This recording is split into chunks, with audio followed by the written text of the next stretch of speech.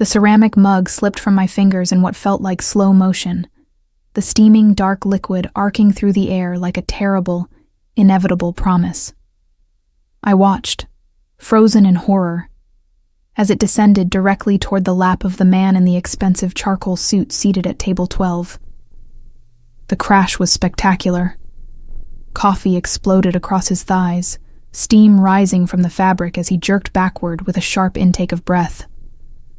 The mug shattered on the floor, porcelain shards scattering like tiny white daggers across the scuffed linoleumine tiles of Rosie's diner.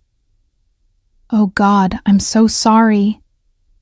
The words tumbled from my mouth as I lunged forward with a handful of napkins, my exhausted brain only belatedly registering that reaching toward a stranger's lap might not be the most professional response to this disaster. He caught my wrist before I could make contact, his grip firm, but not painful. "I've got it," he said, his voice low and controlled despite what had to be scalding discomfort. That voice. My eyes, which had been fixed on the spreading coffee stain, traveled upward, past the expensive suit now ruined by my clumsiness, past the broad shoulders that seemed vaguely familiar, past the strong jawline dusted with precisely trimmed stubble, to eyes I had spent 7 years trying to forget. Dylan Morrison looked back at me, recognition dawning in those storm-gray eyes that had once looked at me like I was his entire world. Before he disappeared without a word, before he left me standing in the rain outside his apartment with an overnight bag and a heart that would take years to piece back together. "Diana," he breathed, my name sounding like both a question and an answer. The diner spun around me. The familiar smells of coffee, grease, and disappointment that had become my daily atmosphere suddenly felt suffocating. My hand, still caught in his grip, trembled visibly. "I need to clean this up," I managed, pulling away from his touch and dropping to my knees to gather the broken ceramic. My hand shook as I picked up the larger pieces, and I was dimly aware of other customers turning to stare at the commotion. "Diana, wait. Table 7 needs their check, Diana." Marjorie's voice cut through the moment, sharp and impatient. My manager stood behind the counter, arms crossed over her ample chest, her expression making it clear that my personal drama was significantly less important than the diner's schedule.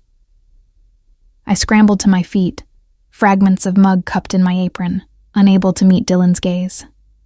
"I'll send someone to finish cleaning up, sir. Again, I'm so sorry about your pants." "Sir?" I'd called him sir. The man who used to whisper my name in the dark, who knew every freckle on my body, who had promised me forever and then vanished like smoke. I fled toward the kitchen, my sensible shoes squeaking on the linoleum, my heart hammering so hard I could feel it in my throat. Behind me, I heard Marjorie's artificially sweet voice offering Dylan complimentary dry cleaning and a free meal, her tone a stark contrast to the one she used with her staff. The kitchen's heat hit me like a wall. Pete, our cook, looked up from the grill, his weathered face creasing with concern. "You all right, kid?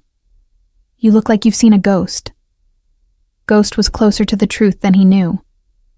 I dumped the broken mug into the trash with shaking hands and leaned against the metal counter, trying to remember how to breathe normally. 7 years. 7 years of rebuilding myself from the girl who had loved Dylan Morrison with every fiber of her being. 7 years of learning to stand on my own, of working double shifts at this diner and taking night classes, of slowly accepting that the man I'd planned a future with had simply decided I wasn't worth an explanation. And now he was sitting at table 12 with coffee-stained pants and those same eyes that could still make my knees weak. "Diana, table 7. Marjorie's voice came through the order window, cutting and impatient. I grabbed the check from the printer and forced my legs to move. Table 7 was a regular Mrs. Chen, who came in every Tuesday for the meatloaf special and always left exactly $3 as a tip. I delivered her check with a smile that felt like it might crack my face and avoided looking toward table 12 where Dylan still sat. "Don't look. Don't look. Don't." I looked.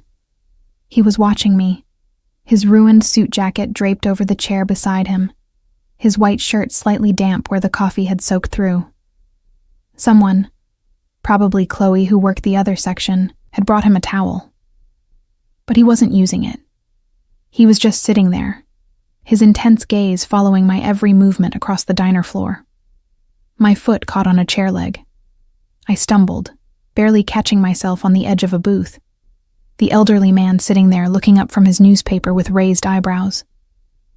Heat flooded my cheeks as I mumbled an apology and continued toward the kitchen, feeling Dylan's eyes burning into my back. This was not how I'd imagined seeing him again. In my mind, during those rare moments when I allowed myself to fantasize about it, I was always put together, successful, laughing with friends at some upscale restaurant when he'd walk in and see what he'd lost. I was never exhausted from a double shift, my blonde hair escaping from a messy ponytail, my uniform smelling like French fries and desperation. "Your admirer hasn't left," Chloe whispered, as she brushed past me to grab an order. She was 22, pretty, and still believed that working at Rosie's was just a temporary stop on her way to better things. I'd been her age when I started here. 7 years later, I was still wearing the same ugly brown uniform. I didn't need Chloe's observation to know Dylan was still there. I could feel his presence like a physical weight, pulling at my awareness even as I tried to focus on refilling coffee cups and delivering plates of uninspired American food to customers who never really saw me. Invisibility had become my superpower over the years. I could move through spaces barely noticed, just another tired waitress in a forgettable diner. But Dylan's gaze made me hyper-visible, every clumsy movement magnified, every insecurity exposed. My phone buzzed in my apron pocket. I pulled it out during a brief lull, my stomach dropping at the text from my landlord. "Rent was due yesterday. I need payment by Friday or we'll need to discuss other arrangements." Other arrangements meant eviction. It meant looking for a new place with first and last month's rent I didn't have. It meant the careful financial house of cards I'd built threatening to collapse around me. I shoved the phone back in my pocket and pressed my palm against my lower back, where a dull ache had settled hours ago and refused to leave. 12-hour shifts at 5 months pregnant probably wasn't what my doctor would recommend, but my doctor also probably assumed I had options. "Diana." Marjorie appeared at my elbow, her voice pitched low but urgent. "The gentleman at table 12 is asking for you specifically." My mouth went dry. "I'm sure Chloe can help him. He asked for you." Marjorie's eyes narrowed. "Is there a problem? Because if there's a problem with you and a customer, I need to know about it." A problem.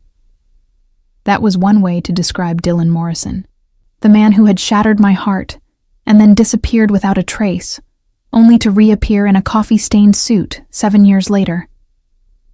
"No problem," I forced out. "I'll take care of it." I approached table 12 with the measured steps of someone walking toward their own execution. Dylan had cleaned up somewhat. The towel Chloe had brought him now discarded on the table. Up close, I could see the changes 7 years had carved into him. He was broader, his shoulders filling out his suit with an authority he hadn't possessed at 23. His face had hardened, losing the softness of youth, his jaw more defined, his eyes carrying shadows I didn't remember. But it was still Dylan, still the man who had traced constellations on my skin and promised me the moon. "Can I get you anything else?" I asked, my voice professionally neutral, my gaze fixed somewhere over his left shoulder. "Look at me, Diana." It wasn't a request. The command in his voice made my eyes snap to his face before I could stop myself. Something flickered in his expression, satisfaction maybe, or vindication. "What are you doing here?" he asked quietly. The question was so absurd I almost laughed. "I work here. What are you doing here?" "I meant in the city. Last I heard, you'd moved back to your hometown." Last he heard. As if he hadn't been the reason I'd considered leaving. As if his abandonment hadn't sent me spiraling into a depression that made even getting out of bed feel like an insurmountable task. "Plans change," I said shortly. Did you need something else, or can I bring you your check? His jaw tightened. We need to talk. No, we really don't. I turned to leave, but his hand shot out, catching my wrist just as it had earlier. The touch sent electricity up my arm, a physical reminder of all the ways he'd once made my body sing. Diana, please, just 5 minutes. I looked down at his hand on my wrist, then back up to his face. You had 7 years of minutes, Dylan. You chose not to use them. I get off at 11, and I'm exhausted, and I have about 1,000 things to do that don't involve rehashing ancient history with someone who couldn't even be bothered to say goodbye. I pulled away from his grip, and this time he let me go. But as I walked away, I heard him say, I'll wait. The rest of my shift passed in a blur of mechanical efficiency. I delivered food, cleared tables, smiled until my face ached, all while acutely aware of Dylan's presence. He ordered coffee, then another, and another, sitting at table 12 like he had all the time in the world. At 10:45, Marjorie finally cut me loose. You look like death, Diana. Go home. Chloe can handle closing. I didn't argue. I collected my tips, a depressing $43 for 12 hours of work, changed out of my uniform in the tiny employee bathroom, and gathered my coat and bag from my locker. All the while, I told myself I would leave through the back exit, that I wouldn't give Dylan Morrison the satisfaction of waiting for me. But when I pushed through the front door into the cool October night, my traitorous feet carried me toward the figure leaning against a sleek black car parked at the curb. Dylan straightened as I approached, his ruined suit somehow still looking more expensive than anything in my closet. Thank you for coming. I didn't come for you, I said. I just needed to tell you in person to leave me alone. I can't do that. The certainty in his voice made something cold settle in my stomach. This wasn't the Dylan I'd known, the boy who'd been gentle and uncertain and sweet. This was someone else, someone harder, someone who expected obedience when he spoke. Why? I demanded. Why now, after 7 years of silence? He looked at me for a long moment, his expression unreadable in the harsh streetlight. Because 7 years ago, leaving you was the hardest thing I'd ever done. I did it to protect you, Diana. But circumstances have changed. Protect me from what? From me. From my life. From choices I made that would have destroyed you. He took a step closer, and I caught the scent of expensive cologne mixed with coffee. But you're already in danger now, whether you know it or not. And I'll be damned if I let anything happen to you. My laugh was bitter. That's rich, Dylan. You left me broken and alone, and now you're playing the protective hero. I know I hurt you. You don't know anything. The words burst from me. 7 years of pain and anger finally finding their voice. You don't know what it was like waking up to find you gone. You don't know how many times I called your number until it was disconnected. You don't know how long it took me to stop jumping every time someone walked into a room, hoping it was you coming back. I was breathing hard now, my hands clenched into fists at my sides. Dylan's face had gone pale, but he didn't look away. You're right, he said quietly. I don't know, but I'm asking you to give me a chance to explain. Why should I? Because you're in trouble, and whether you want my help or not, I'm the only one who can keep you safe. The word sent a chill through me. What are you talking about? Dylan glanced around the empty street, his posture suddenly tense. Not here. Let me take you home and I'll explain everything. Every instinct screamed at me to refuse, to walk away and never look back. But something in his expression, a genuine fear beneath the hardened exterior, made me hesitate. 1 hour, I finally said. You have 1 hour to explain yourself. Then I never want to see you again. He nodded, relief flickering across his face.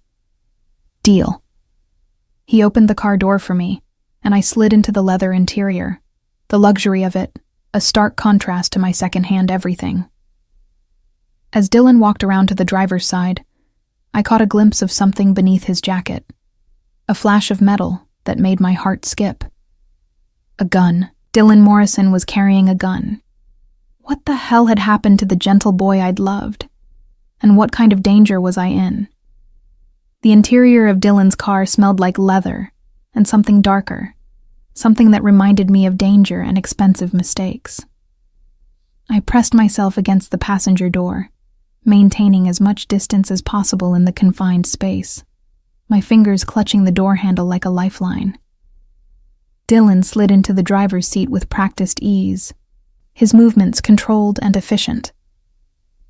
Nothing like the slightly awkward boy I remembered, who used to fumble with his keys and apologize for every minor inconvenience. This Dylan moved like a predator, certain of his place in the world. "Where do you live?" he asked, starting the engine. The car purred to life, the sound so smooth and quiet it was almost obscene compared to my 15-year-old Honda with its rattling exhaust. I rattled off my address in Queens, watching his jaw tighten as he processed the neighborhood. It wasn't the worst part of the city, but it was far from good. The kind of place where sirens were background noise, and you learned to keep your eyes down and your business to yourself. "You've been living there long?" he asked, pulling smoothly into traffic. 3 years. I didn't elaborate. Didn't mention that it was the 4th place I'd lived since he'd left, each one a downgrade from the last as my financial situation deteriorated. Didn't mention the broken lock on my building's front door, or the neighbors who played music until 3 a.m. We drove in silence for several blocks. I stared out the window, watching the city blur past, trying to calm the racing of my heart. The gun beneath his jacket seemed to pulse with presence, a constant reminder that I was sitting next to a stranger wearing a familiar face. "You saw it," Dylan said finally, not a question. "The gun?" I kept my voice level. "Kind of hard to miss." His hands tightened on the steering wheel. "I can explain." "You've been saying that a lot, but I haven't heard much explaining yet." He exhaled slowly, and I recognized the gesture from years ago, the way he used to collect his thoughts before difficult conversations. Some things, apparently, hadn't changed. "After I left you, I got involved with some people. People who operate outside the law." He paused, seeming to choose his words carefully. "I work for an organization that handles various enterprises, some legitimate, some less so." "You're a criminal," I stated it flatly without inflection. "I prefer businessman with flexible ethics. I prefer not to sugarcoat things." A ghost of a smile crossed his face. "You never did. It was one of the things I loved about you." Loved. Past tense. The word hit me harder than it should have, considering I was supposed to hate him. "Why?" I asked. "Why did you get involved with these people?" His expression darkened. "Because I needed money fast, and they were willing to pay for someone with my particular skills." "What skills?" "You were studying architecture." "I have a gift for numbers, for seeing patterns. Money laundering, investment schemes, financial manipulation. It turns out I'm very good at making dirty money look clean." There was no pride in his voice, just a weary acceptance. "They offered me more money than I could make in 10 years of legitimate work. I took it." I processed this, trying to reconcile the Dylan I'd known, the one who used to sketch buildings on napkins and talk about designing structures that would outlast us both, with this man who casually discussed financial crimes. And what does any of this have to do with me? Everything. He took a turn onto my street, somehow knowing exactly where he was going despite never having been here before. That observation sent another chill through me. The organization I work for has enemies, rival groups who would love to find my weaknesses and exploit them. I'm not your weakness anymore, Dylan. You made sure of that 7 years ago. That's what I thought too. He pulled up in front of my building, killing the engine but making no move to get out. That's why I left. I realized that being with me put you in danger. So I disappeared. Made it look like we'd never meant anything to each other. I thought if I stayed away long enough, they'd forget about you. They who? He turned to face me fully, and the streetlight caught the harsh planes of his face. The Russians, mainly. There's a man named Viktor Kozlov who runs their operations in the city. He's been trying to get leverage over my boss for years. 6 months ago, one of his men spotted us together. My stomach dropped. What do you mean, spotted us together? We haven't seen each other in 7 years. I know. That's the problem. He reached into his jacket, and I flinched involuntarily. He froze, pain flickering across his features, before slowly withdrawing not a gun, but a phone. He pulled up a photo and handed it to me. The image showed me leaving Rosie's diner, my coat pulled tight against the cold, my expression tired. The photo was recent, taken maybe 2 weeks ago based on the coat I was wearing. But standing in the background, barely visible but unmistakably there, was Dylan. He wasn't looking at the camera, but at me. I've been watching you, he admitted quietly. For months, making sure you were safe, that no one from my world had made the connection. I was careful, or I thought I was. But Victor's men are good. They put it together. You've been stalking me. My voice came out hollow. I've been protecting you. That's the same thing. It's not. His voice hardened. If I'd been stalking you, I would have approached you, talked to you, made contact. I stayed away, Diana. I watched from a distance because I needed to know you were okay. But I never interfered. Until tonight. Tonight, when I dumped coffee on you. Tonight, when I realized that staying away wasn't protecting you anymore. Victor knows about you now. He knows I've been watching you, and that means he knows you matter to me. The casual way he said it, like it was fact rather than presumption, made anger spark in my chest. I don't matter to you. I'm someone you used to know. Someone you walked away from. Is that what you really think? He leaned closer, and I could see flecks of gold in his gray eyes. Do you think I would have spent 7 years making sure you were safe if you didn't matter? Do you think I would have turned down promotions because they would have made me too visible, too easy to trace back to you? Do you think I wanted to watch you struggle, to see you working yourself to exhaustion in that diner, and not be able to help? Then why didn't you?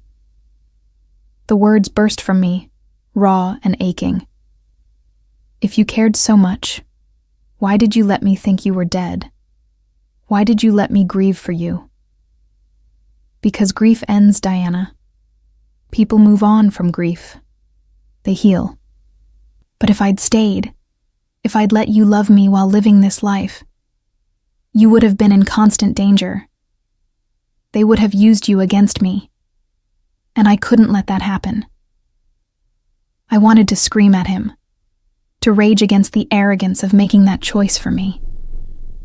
But a traitorous part of my mind understood the logic, even as I hated it. So what's changed? I asked instead. If the danger is the same, why approach me now? Because now they know anyway.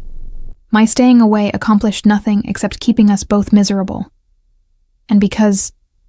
He stopped, his jaw working. Because what? Because I saw you with him. The words hung in the air between us. I stared at Dylan, confusion warring with a dawning realization. You mean Carlos? I asked. Carlos was a regular at the diner, a sweet guy who worked construction and always left generous tips. He'd asked me out twice, and I gently refused both times. The man who walks you to your car every Thursday night, who brings you coffee from the good place down the street, who looks at you like you're the only thing worth looking at in this entire city. There was something raw in Dylan's voice, something that sounded almost like jealousy. It would have been flattering if it wasn't so infuriating. Carlos is a friend. He's nice to me. Novel concept, I know. He wants to be more than friends. That's none of your business. It is if he's going to put you in danger by association. I laughed, the sound bitter. The only person putting me in danger by association is you, Dylan. Carlos is just a guy who's kind to me. You're the one involved with criminals and carrying a gun. He had the grace to look chagrined. Fair point. I reached for the door handle, suddenly desperate to escape the confines of the car and his presence. I've heard your explanation. We're done. Diana, wait. No. I turned back to face him, letting him see all the anger and hurt I'd been carrying for 7 years. You don't get to waltz back into my life and claim you were protecting me. You don't get to be jealous of a man who shows me basic kindness. You don't get to decide what dangers I can handle. You had your chance, Dylan. You chose to leave. I chose to keep you alive. You chose for both of us without giving me a voice. That's not protection. That's control. I shoved the door open, stepping out into the cool night air. Don't follow me. Don't watch me. Don't protect me. Just leave me alone like you've been doing for 7 years. I slammed the door and started toward my building, my hands shaking with adrenaline and suppressed emotion. I heard his car door open behind me. I can't do that, he called after me. I spun around. Why not? Because Victor knows about you now. That photo I showed you? One of his men took it. They're watching you, Diana. And if they think hurting you will hurt me, they won't hesitate. Then make them think I don't matter to you. Make them think I'm nobody. It's too late for that. He walked toward me, his movements predatory and graceful. They've done their research. They know we were together 7 years ago. They know I've been watching you. They probably know more about your daily routine than you do. Fear curled in my stomach, cold and nauseating. What do they want? To send a message, to prove they can get to anyone I care about. He stopped a few feet away, his expression grave. There's going to be a meeting in 3 days. Victor and my boss negotiating territory. If it goes well, the threat might pass. But if it goes badly, I become a target. Yes. I wrapped my arms around myself, suddenly cold despite my coat. What am I supposed to do? Let me protect you. Let me keep you safe until this blows over. How? By what? Hiding me somewhere? I have a job, Dylan. I have bills due. I can't just disappear. I'll take care of everything. Your rent, your bills, whatever you need. I don't want your money. This isn't about pride, Diana. This is about survival. I looked up at my building, at the broken front door and the flickering light in the 3rd-floor hallway. I thought about my landlord's text, about the rent I couldn't pay, and the eviction that loomed. I thought about Carlos and his kind eyes, about whether knowing me had put him in danger too. Why should I trust you? I asked quietly. Because despite everything, despite all the ways I've hurt you, I've never lied to you. He took a step closer. I left to protect you. I stayed away to protect you. And now I'm asking you to let me protect you one more time. For how long? However long it takes. I studied his face, looking for the boy I'd loved beneath the hardened exterior of the man he'd become. I found glimpses in the way his eyes softened when he looked at me, in the vulnerability beneath his confident posture. I need to think about it, I said finally. You have until Friday. That's when Victor's deadline expires. What deadline? Dylan's expression darkened. The one where he either gets his proof that I can be controlled through you, or he makes an example out of both of us. The casual way he spoke about violence and death made my skin crawl. This was his world now, a place where people were leverage and violence was currency. "I need to go inside," I said, suddenly exhausted beyond measure. "Can I walk you up?" "No." The word came out sharper than I intended. "No, Dylan. I need space to process this. All of this." He nodded slowly. "Okay. But I'm not leaving you unprotected. There's someone watching your building tonight. One of my people. You won't see him. But he's there."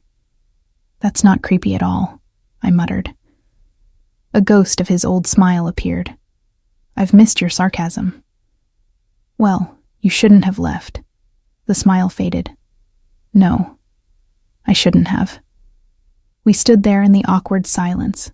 7 years, and 1,000 unspoken words between us.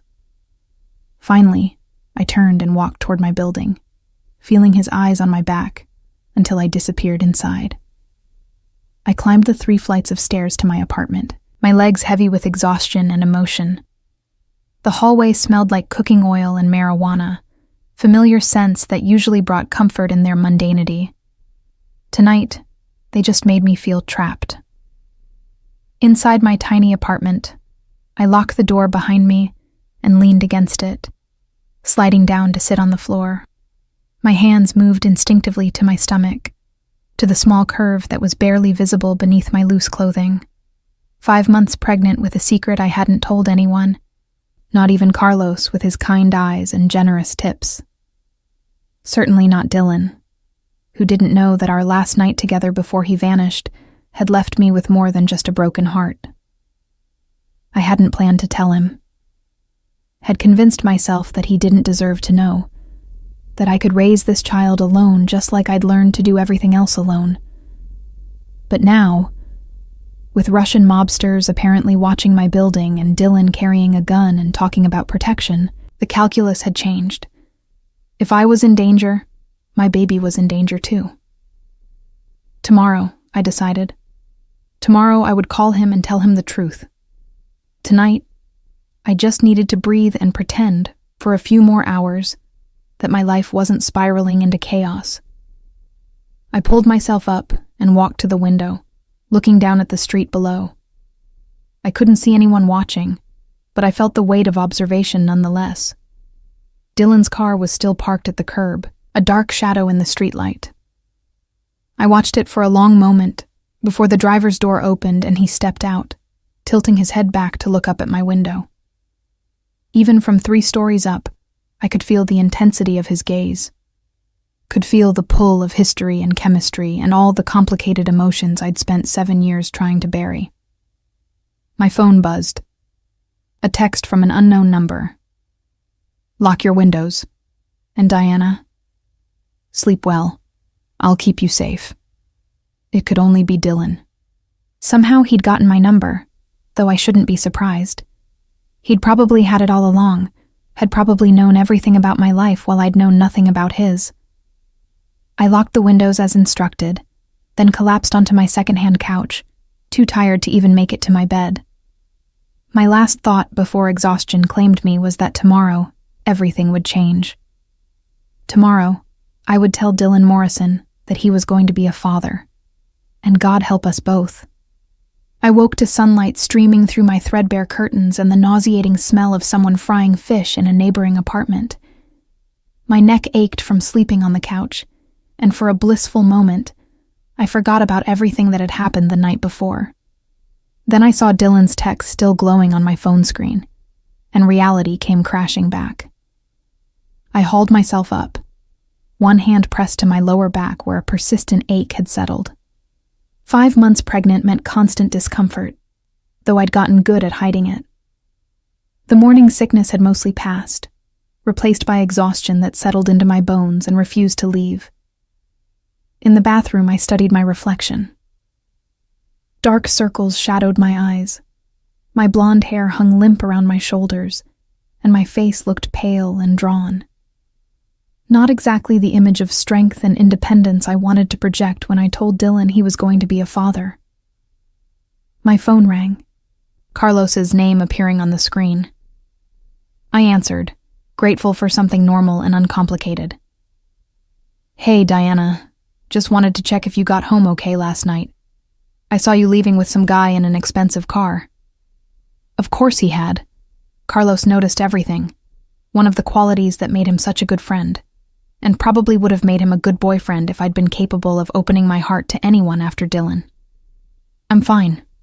Just an old friend." Looked like more than a friend from where I was standing. His tone was casual, but I caught the undercurrent of concern.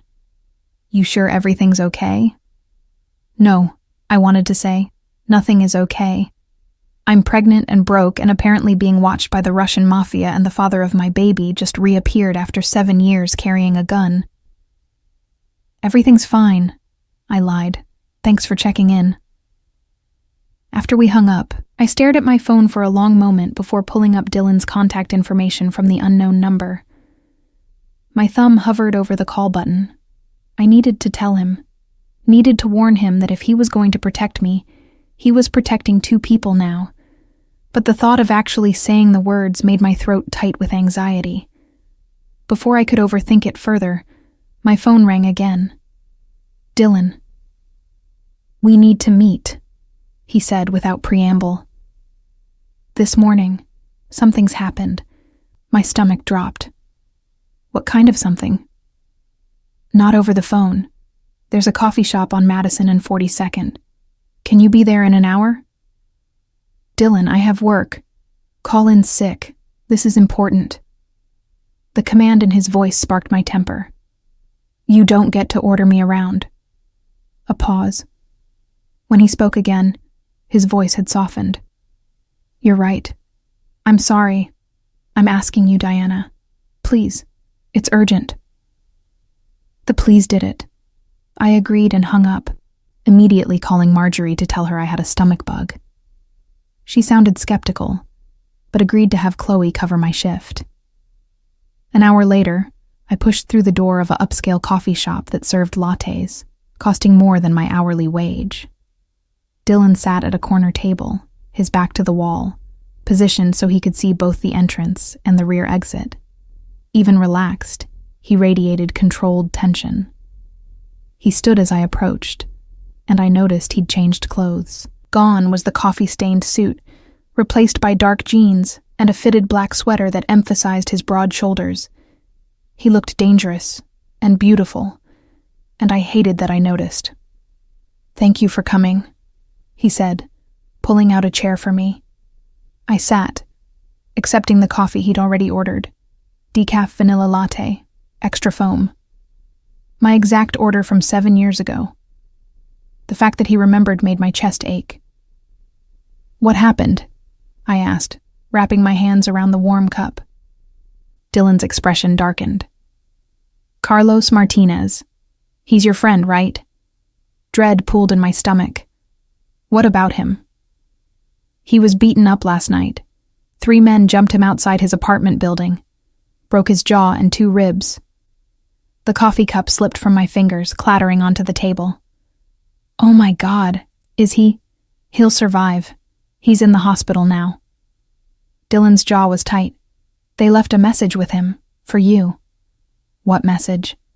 "And they told him to stay away from what doesn't belong to him." Dylan's eyes met mine, storm gray and furious. "Victor is sending a message. Anyone close to you is a target." Nausea rolled through me, and this time it had nothing to do with pregnancy. Carlos, sweet Carlos, who had never done anything but show me kindness, was in the hospital because of me, because of my connection to Dylan. "I need to see him," I said, standing up so fast I knocked my chair backward. Dylan caught my arm. "That's exactly what they want. They're watching you, Diana. If you go to the hospital, they'll know Carlos matters to you. It'll make him an even bigger target." "I don't care. He's my friend, and he's hurt because of me." "He's hurt because of me," Dylan interrupted, his voice hard. "Because I couldn't stay away from you like I should have. Because I was selfish, and thought I could watch over you from a distance without consequences." I stared at him, seeing the guilt etched in every line of his face. For the first time since he'd reappeared, I saw beneath the controlled exterior to the man underneath. He was blaming himself for all of this. "This isn't your fault," I said quietly. "Isn't it?" He laughed, the sound bitter. "I brought this world to your doorstep. Everything that's happening now is because I couldn't let you go. You did let me go, 7 years ago. I left you. That's not the same thing." His grip on my arm softened, his thumb unconsciously tracing circles on my skin. "Letting you go would mean not thinking about you every day, not watching from a distance to make sure you were okay, not memorizing your coffee order and the route you take home and the way you bite your lip when you're nervous." His words made something crack open in my chest. All the hurt and anger I'd been carrying suddenly mixed with something more complicated, something that felt dangerously close to hope. "Dylan, I know I don't have the right to ask anything of you. I know I destroyed what we had. But please, Diana, let me fix this. Let me keep you safe." I looked into his eyes and saw the boy I'd loved underneath the dangerous man he'd become. Saw the same intensity that had drawn me in 7 years ago. The same certainty that I was worth protecting. And I realized I couldn't tell him about the baby. Not now, not like this. If he knew I was pregnant with his child, his protective instincts would go into overdrive. He'd lock me away somewhere, take away what little agency I had left. I needed to maintain some control over my own life, especially now. "Okay," I said finally. "I'll let you help, but on my terms." Relief flooded his features. "What terms?" "I'm not going into hiding. I'm not quitting my job or disappearing from my life. Whatever protection you're offering, it has to work around my reality, not replace it." Dylan's jaw tightened, clearly wanting to argue, but he nodded. "Agreed. What else?" "Honesty. Complete honesty. No more secrets. No more watching me without my knowledge. If you're going to be in my life, even temporarily, you're going to be honest about it." Something flickered in his eyes. "Guilt, maybe." "Okay. And you have to tell me everything, about your work, about Victor, about why you really left 7 years ago. I deserve the whole truth." He was quiet for a long moment, his gaze distant. When he spoke, his voice was rough with old pain. "The whole truth is uglier than you think. I can handle ugly. Can you?" He leaned forward, his expression intense. "Can you handle knowing that I've done things that would make you look at me differently? That the man you loved doesn't really exist anymore?" "The man I loved stopped existing the day he disappeared without a word," I said. "Tell me about the man you are now."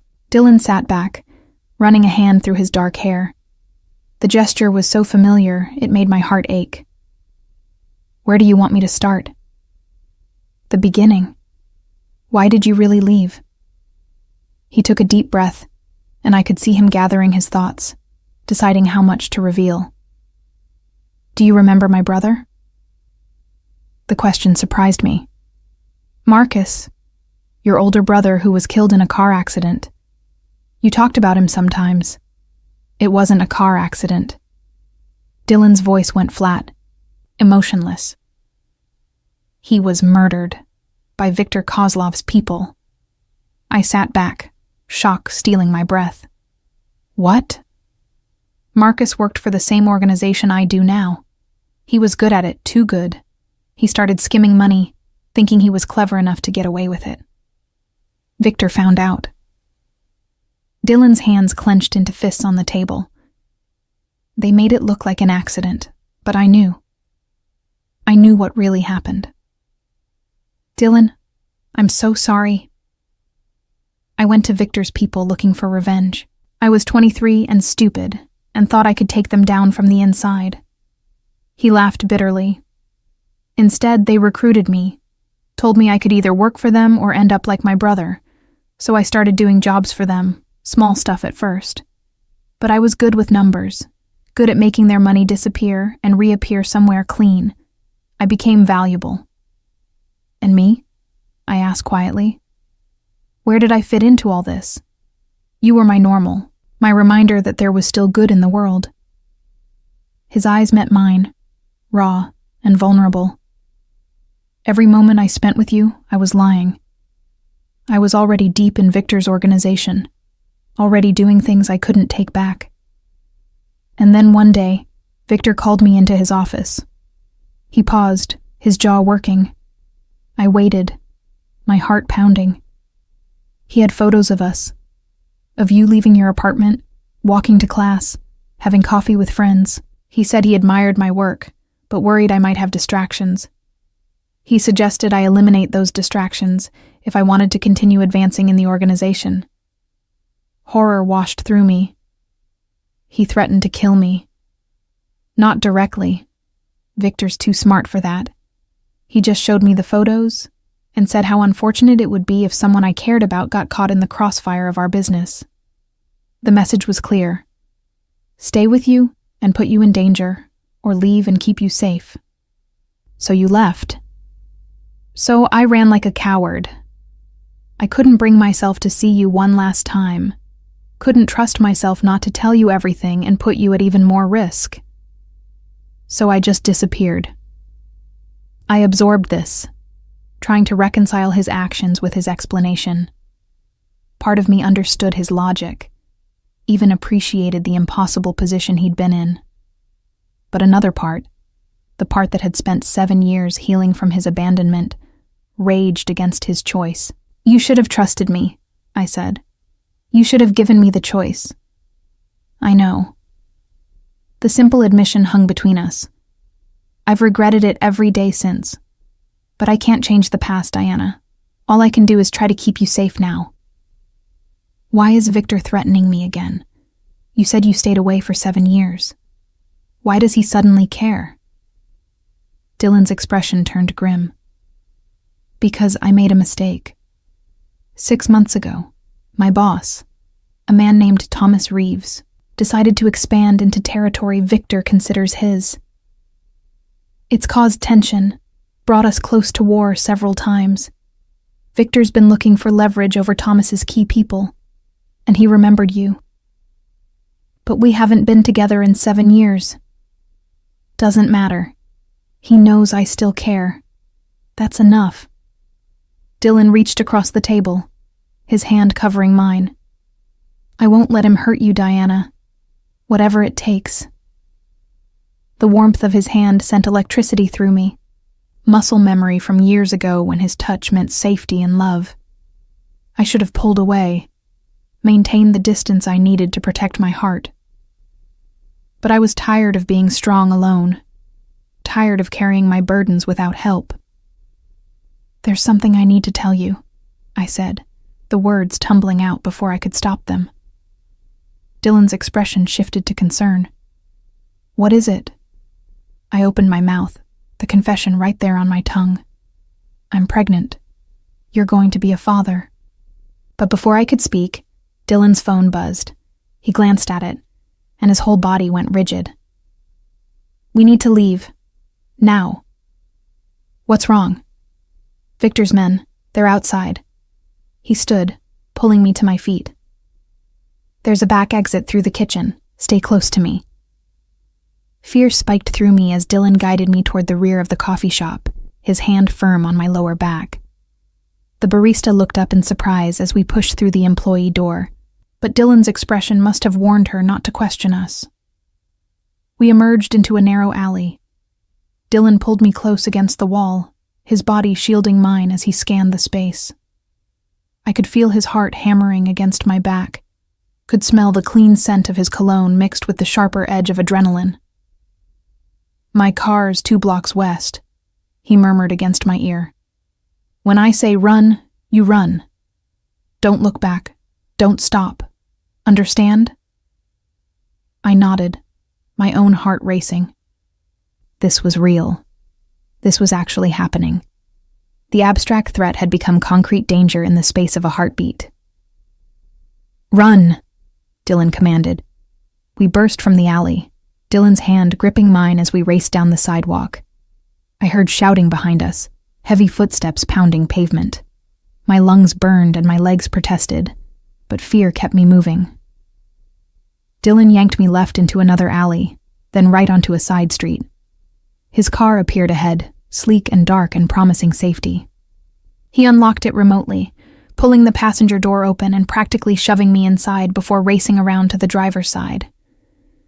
The engine roared to life, and we peeled away from the curb. In the rearview mirror, I caught a glimpse of two large men in dark suits emerging onto the street behind us, but Dylan was already turning the corner, putting distance between us and them. "Are you okay?" he asked, his knuckles white on the steering wheel. I nodded, unable to speak past the fear clogging my throat. My hand had moved instinctively to my stomach, a protective gesture I didn't realize I was making until I saw Dylan's eyes flicker down to the movement. His expression shifted, confusion warring with something else. Understanding, maybe. Or suspicion. "Diana," he said slowly, his voice dangerous soft. "Why did you just protect your stomach like that?" I froze, my hand still pressed against the small curve hidden beneath my loose sweater. This wasn't how I wanted to tell him. Not in a car fleeing from Russian mobsters, not with fear and adrenaline making my thoughts scattered and unclear. But his eyes had already traveled down to where my hand rested, had already cataloged the slight roundness that my baggy clothes usually concealed. I watched understanding dawn across his face, watched shock and disbelief, and something fiercer replace his controlled expression. "Diana." My name was barely a whisper. "Are you pregnant?" The question hung in the air between us, impossible to take back or deflect. I met his eyes, saw the desperate hope and fear warring in their gray depths. "Yes," I whispered. 5 months. The car swerved slightly as his hands tightened convulsively on the wheel. He pulled over abruptly, throwing the car into park on a quiet residential street. Then he turned to face me fully, his expression a storm of emotions I couldn't begin to parse. "Is it mine?" The question should have offended me, but I heard the desperate need in his voice, the hope that terrified him. "Yes." For a moment he just stared at me. Then he reached out slowly, his hand hovering over my stomach before looking up at me for permission. I nodded, and his palm settled gently over the curve of my belly. 5 months, he repeated, doing the math. So it happened before I left. Our last night together. I didn't know until after you were gone. His hand remained on my stomach, warm and possessive. "Why didn't you tell me? You could have found me, could have..." "Found you how, Dylan? You disappeared, changed your number, left your apartment. For all I knew, you were dead." Anger finally bubbled up through my fear. "And even when I found out you were alive, why would I tell you? You made it clear I didn't matter to you. You've always mattered. Then you shouldn't have left." The words exploded from me, 7 years of hurt and anger and grief finding their voice. Dylan flinched but didn't move his hand from my stomach. "You're right," he said quietly. "You're absolutely right. I made the wrong choice. And now we've lost 7 years we could have had together. But I'm here now, Diana. And I'll be damned if I let anything happen to you or our child." Our child. Hearing him say it made something crack open in my chest. All the months of carrying this secret alone, of planning to raise a baby by myself, suddenly felt less isolating. "Victor can't know," I said urgently. "If he finds out I'm pregnant with your baby, he'll use it against us." "I know." Dylan's jaw clenched. "Which means we need to move you somewhere safe. Today. Right now." "Dylan, no. I told you. I'm not going into hiding." "That was before I knew you were carrying my child. Everything's changed." "Nothing's changed, except that you know." I pushed his hand away from my stomach. I've been dealing with this pregnancy by myself for 5 months. I've been working double shifts and paying my rent and figuring it all out alone. I don't need you to swoop in and take over my life. You're not alone anymore. Yes, I am, because in 3 days or a week or whenever this threat passes, you'll go back to your dangerous life, and I'll still be here, raising our child by myself. That's the reality, Dylan. You can't protect us forever. He stared at me, something broken and desperate in his eyes. What if I could? What? What if I could protect you forever? What if I left the organization, disappeared with you somewhere Victor and Thomas and all of them could never find us? The offer should have filled me with hope. Instead, I just felt tired. You can't leave. You said it yourself. You're too valuable. They'd hunt you down. Let them try. And spend the rest of our lives running, raising our child in fear, always looking over our shoulders? I shook my head. That's not a life, Dylan. That's just a different kind of prison. He slumped back in his seat, defeat written across his features. Then what do you want me to do? I don't know, I admitted. I don't know what the answer is. I just know I can't keep living like this, afraid and dependent and powerless.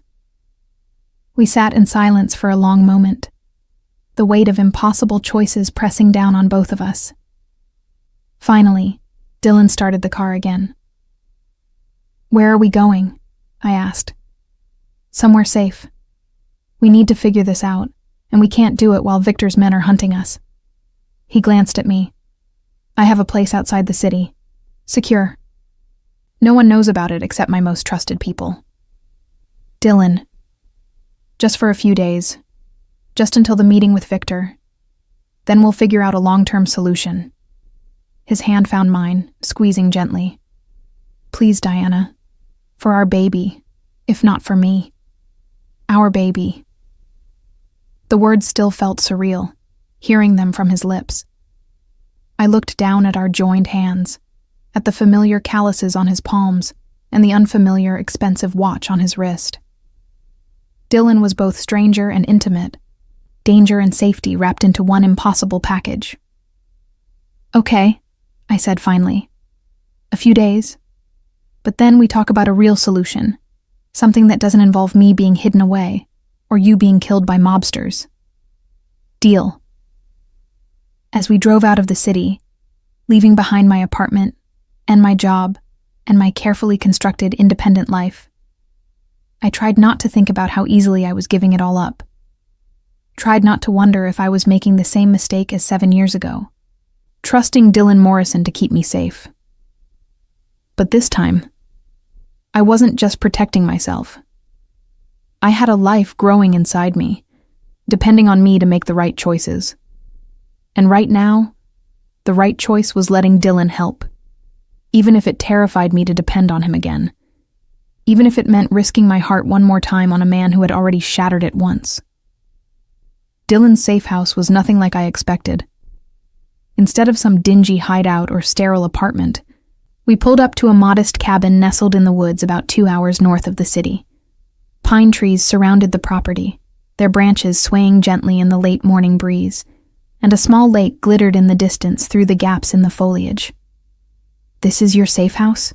I asked as Dylan killed the engine. "Technically, it's just my house. The place I come when I need to remember I'm human." He glanced at me, something vulnerable in his expression. No one from the organization knows about it. Not Victor, not Thomas, not even my closest associates. It's mine alone. The intimacy of the admission wasn't lost on me. He was sharing something deeply personal, inviting me into a space he kept separate from his dangerous life.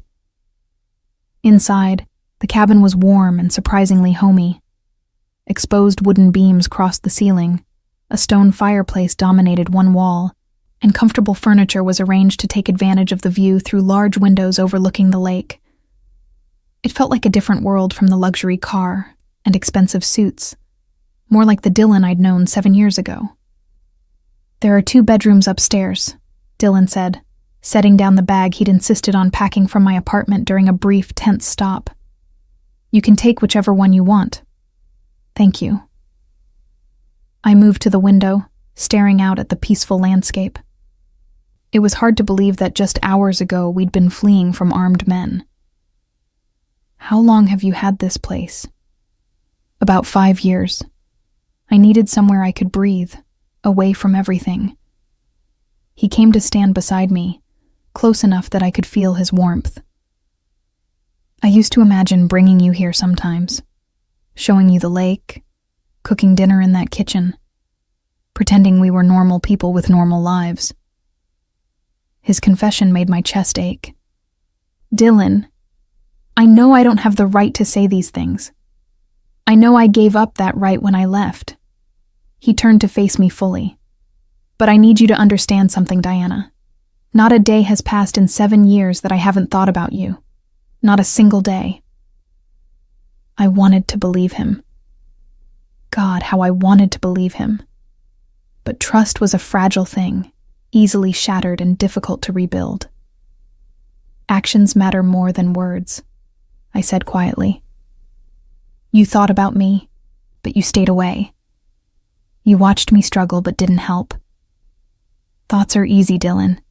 It's the choices that define us. He flinched but didn't argue. You're right. So let me make different choices now. Let me prove I can be the man you deserve. I don't need you to be perfect. I just need you to be honest. Then honestly, I'm terrified. The admission seemed torn from him. I'm terrified that Victor will find this place, that I've put you and our baby in even more danger by bringing you here, that I'll fail to protect you again. Again? I failed you 7 years ago when I left instead of fighting for us. I won't fail you this time. Before I could respond, his phone buzzed. He pulled it out, his expression darkening as he read the message. What is it? I asked. Thomas wants to meet. Tonight. He knows about you. Fear spiked through me. How? Victor probably told him, trying to create tension in our organization. Thomas doesn't like his people having vulnerabilities. Dylan's jaw clenched. I need to go see him, explain the situation. I'm coming with you. Absolutely not. Dylan, if he knows about me anyway, hiding me won't help.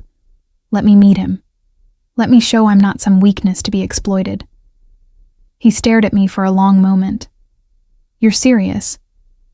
Completely.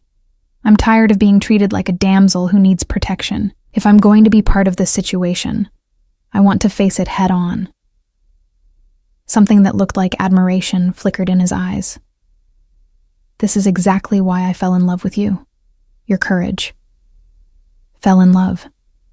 Past tense again. The words shouldn't have hurt, but they did. Fine, he said finally. But we do this my way. You stay close to me. You don't engage directly with Thomas unless I signal it's okay.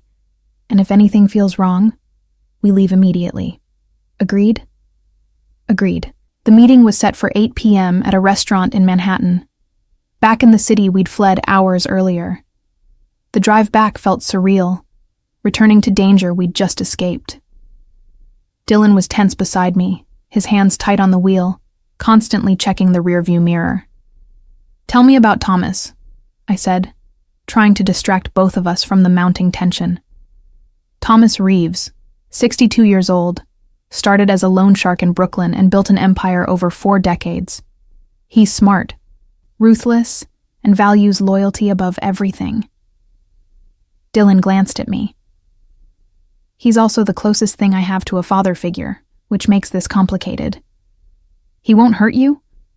Not unless he thinks I've betrayed him. Then all bets are off. The restaurant was upscale, the kind of place with a dress code and a maitre d' who looked down his nose at anyone without a reservation.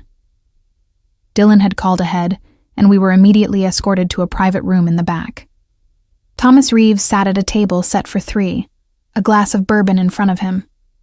He was smaller than I expected, barely 5'8", but he radiated authority. Silver hair was combed back from a face lined with age and experience, and his dark eyes assessed me with unnerving intensity as we entered. "Dylan," he said, his voice carrying a trace of an Irish accent. "And this must be the famous Diana." "Mr. Reeves," I said, extending my hand. He took it, his grip firm. "Please, sit. I've ordered dinner for us." We sat, and I felt Dylan's hand find mine under the table, squeezing reassuringly. Thomas noticed the gesture, his expression unreadable. "So," Thomas said, leaning back in his chair. "Victor Kozlov seems to think my best financial analyst has a weakness. He's been making noise about testing that theory. What do you have to say to that, Dylan?" "Diana isn't a weakness, sir. She's someone I care about who's been dragged into our business through no fault of her own." "And the baby?" Thomas's eyes flicked to me. "Victor's sources say she's pregnant. Is it yours?" I felt Dylan stiffen beside me. "Yes." Thomas was quiet for a moment, swirling his bourbon.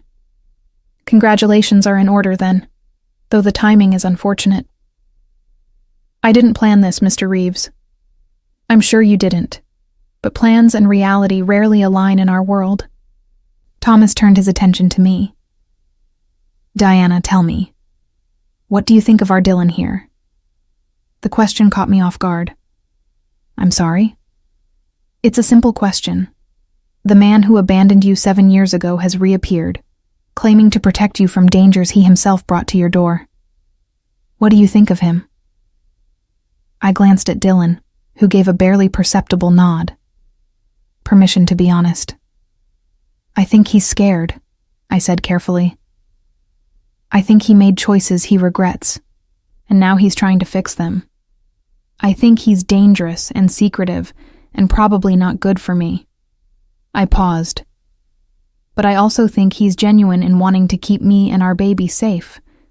And right now, that matters more than the past." Thomas studied me, a small smile playing at his lips. "You're smarter than I expected. Most civilians crumble when confronted with our world. You're holding your own." "I've had practice being underestimated." He laughed, the sound genuine. "I can see why you fell for her, Dylan. She's got spine." "She does," Dylan agreed quietly. Dinner arrived, and we ate, while Thomas questioned me about my background, my work, my plans for the future. It felt less like an interrogation and more like a grandfather getting to know his grandson's girlfriend, which made it somehow more unsettling. Finally, over dessert, Thomas set down his fork and looked at Dylan seriously. "Here's my position. Victor is pushing for war over territory disputes. The meeting in 3 days is our last chance to avoid bloodshed. If he knows about Diana and the baby, he'll use them as leverage." "I won't let him touch her," Dylan said firmly. "I know you won't, which is why I'm going to propose something unconventional." Thomas turned to me.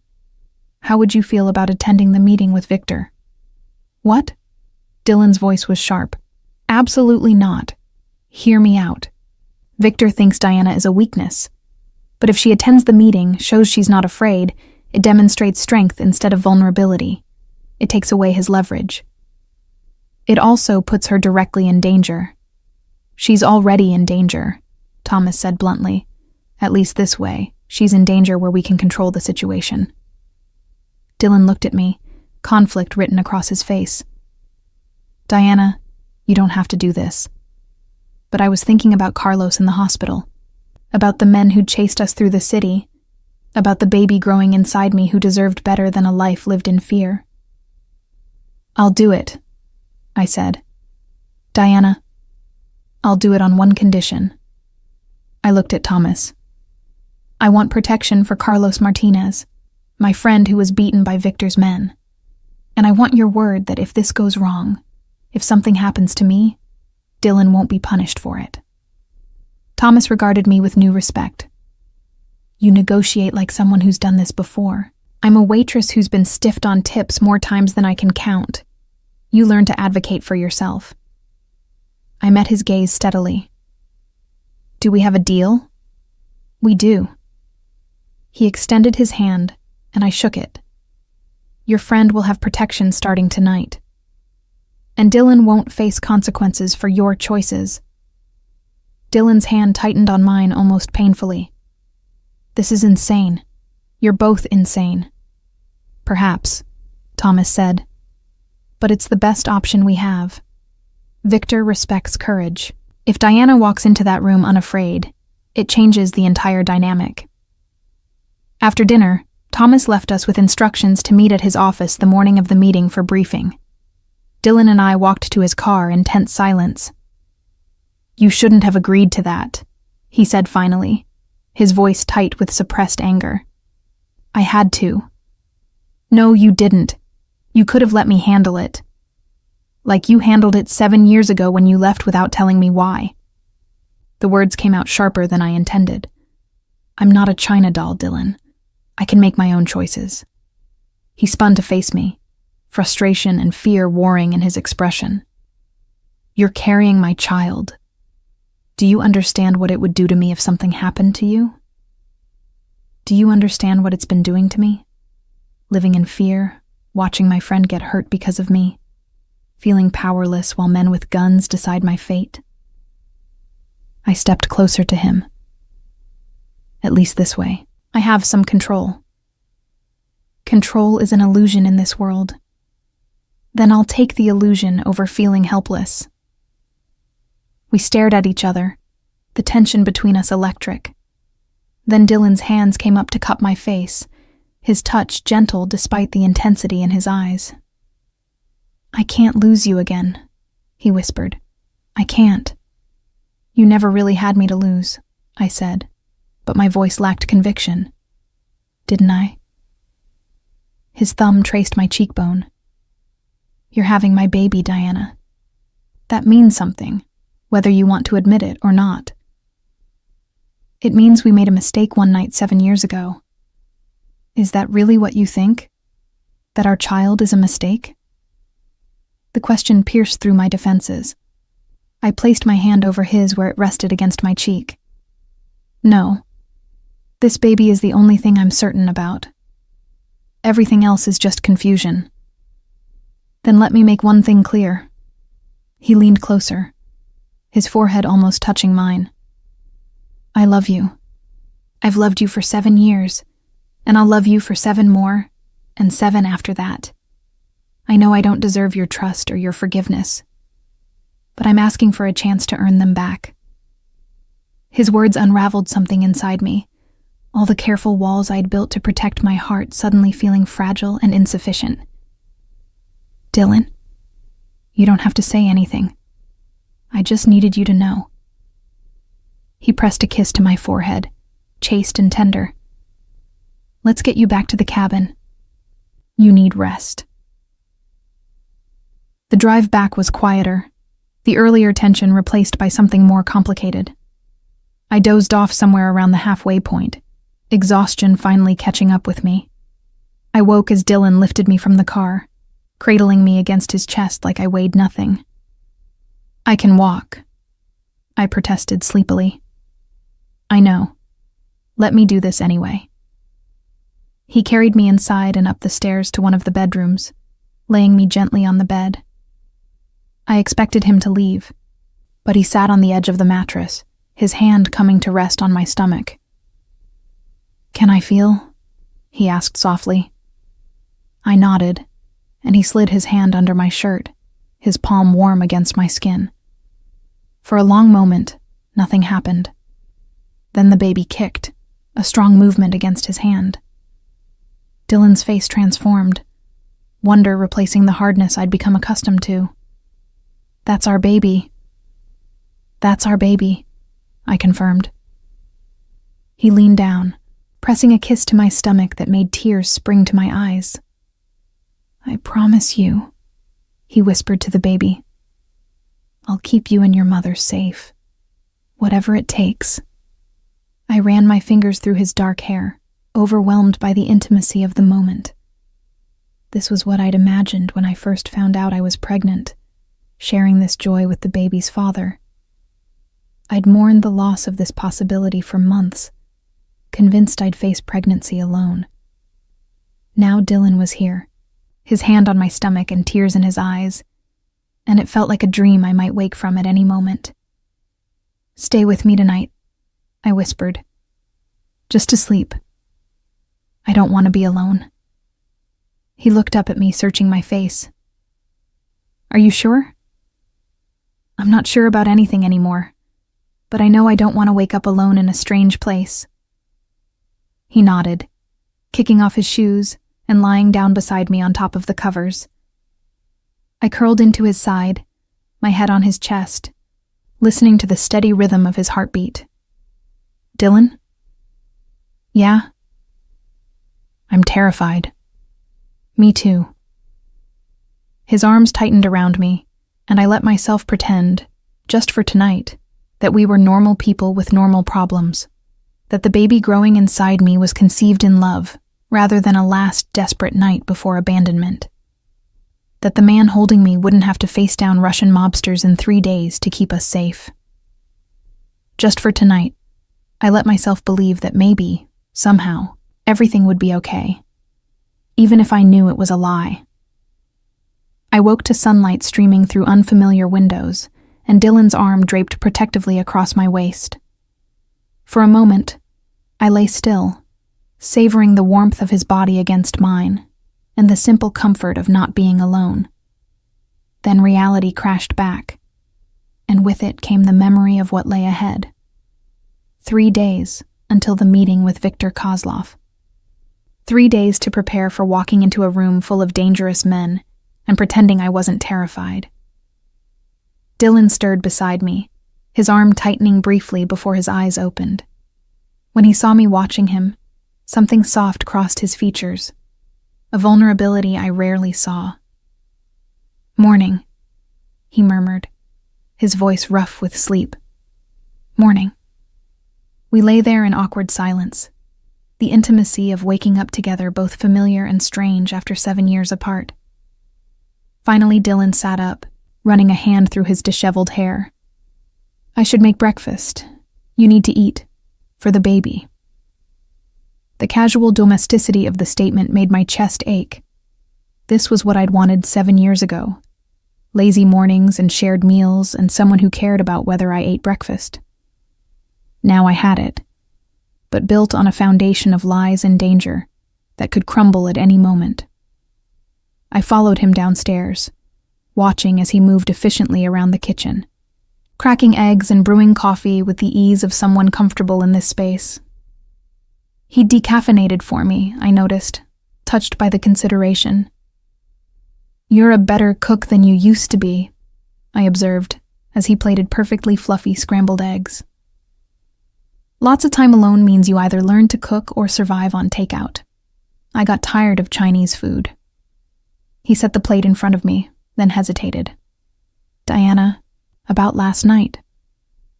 If you're going to tell me you didn't mean what you said, save it. I'm too tired for emotional whiplash."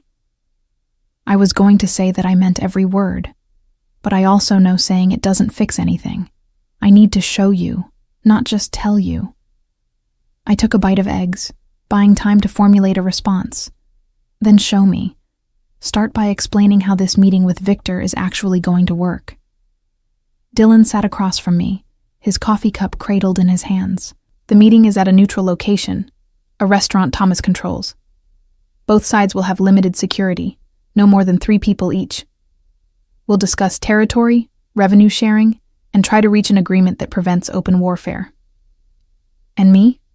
What's my role?" "You attend as my guest. You show Viktor that his attempts to leverage you against me won't work because you're not afraid. Your presence demonstrates strength, unity. And if he tries something anyway," Dylan's expression hardened. "Then Thomas's security team, who will be positioned throughout the building, will ensure you get out safely.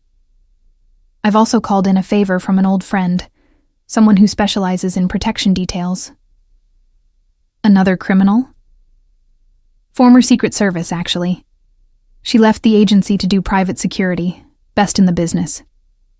The casual mention of having connections to former federal agents reminded me of how little I actually knew about Dylan's life. 7 years was a long time. Plenty of opportunity for him to build an entire world I knew nothing about. "What else should I know?" I asked. "Victor will try to rattle you. He'll make comments, implications, try to find your weak spots. Don't engage. Stay calm. Let me handle the conversation. I'm not good at staying quiet when someone's being an asshole." A ghost of a smile crossed Dylan's face. "I remember. You once told off your economics professor for suggesting women weren't suited for finance careers." The memory surprised me. I'd forgotten he'd been there for that, had walked me home afterward while I ranted about institutional sexism. It was a small thing, but it reminded me that we'd had real moments, real connection, before everything fell apart. "I still think he was wrong," I said quietly. "He was definitely wrong." Dylan reached across the table, his hand covering mine. "Victor will underestimate you because you're a civilian, because you're a woman, because you're pregnant. Use that.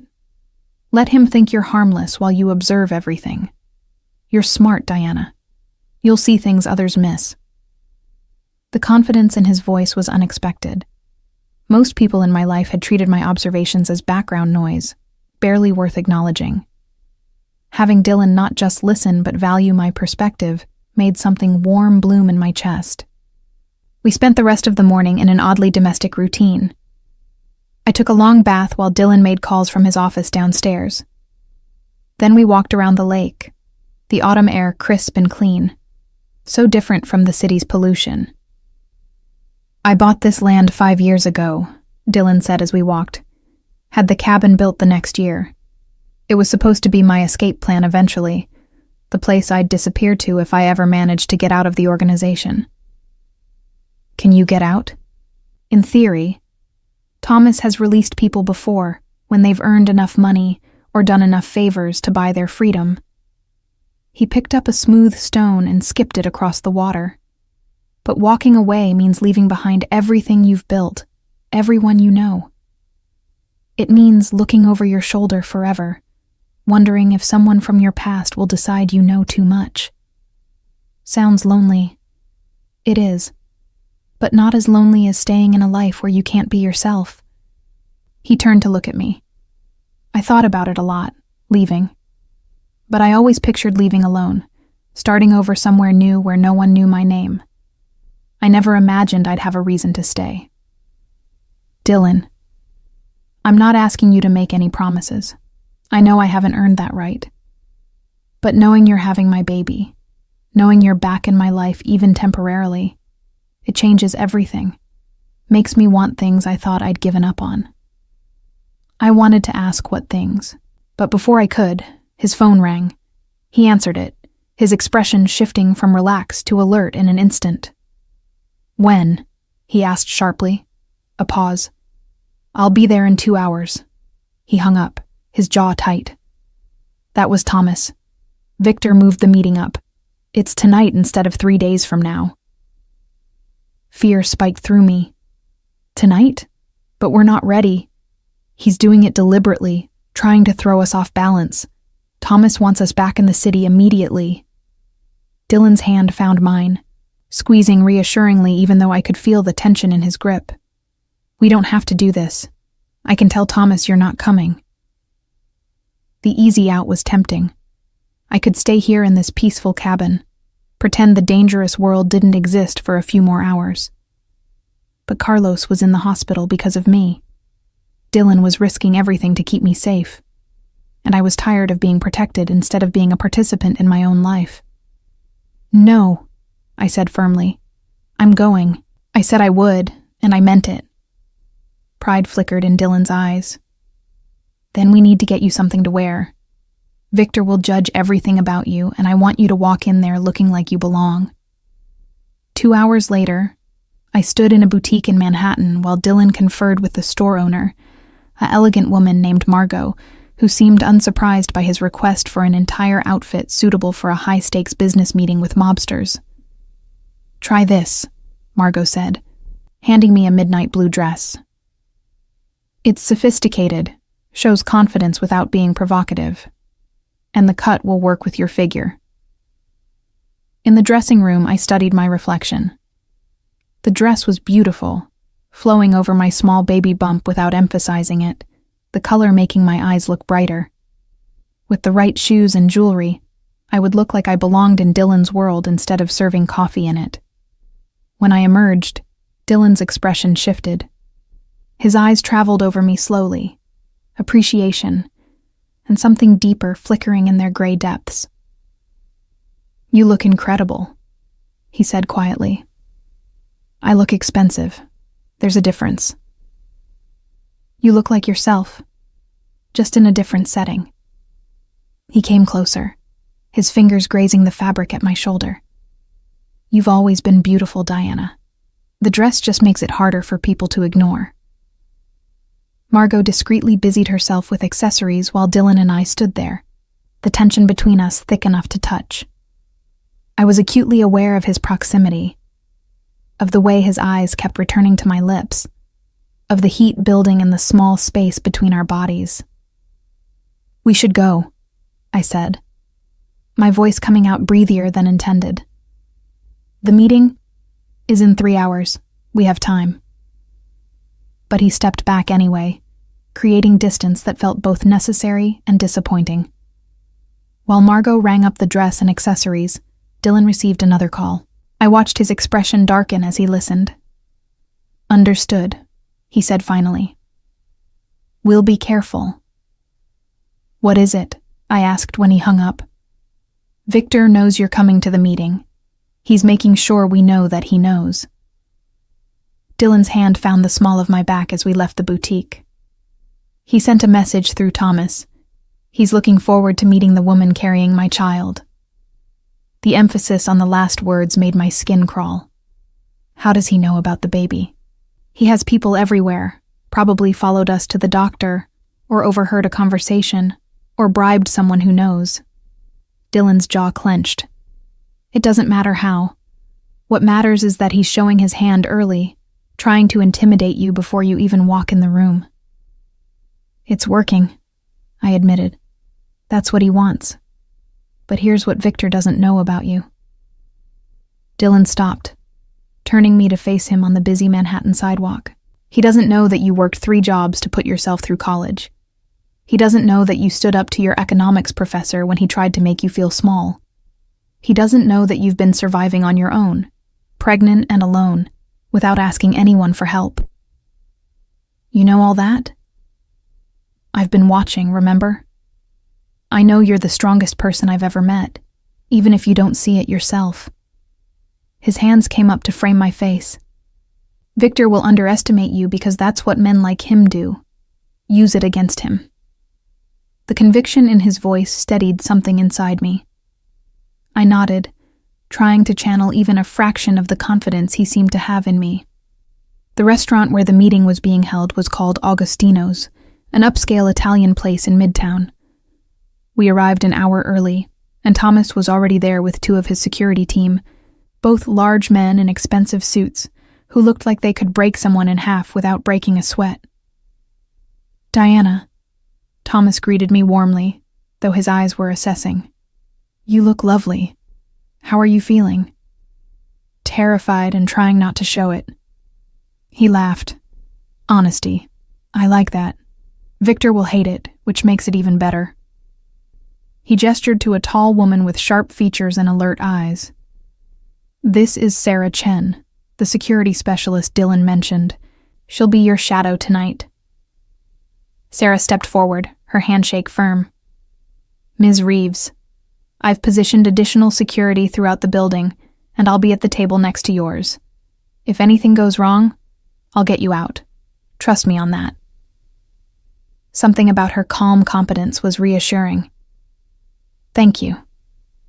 Victor will arrive in 15 minutes, Thomas continued. He'll have 2 men with him, probably Ivan and Dmitri. Both are loyal but not particularly bright. The real threat is Victor himself. He's smart, calculating, and he'll try to find your pressure points. My baby, I said. That's my pressure point.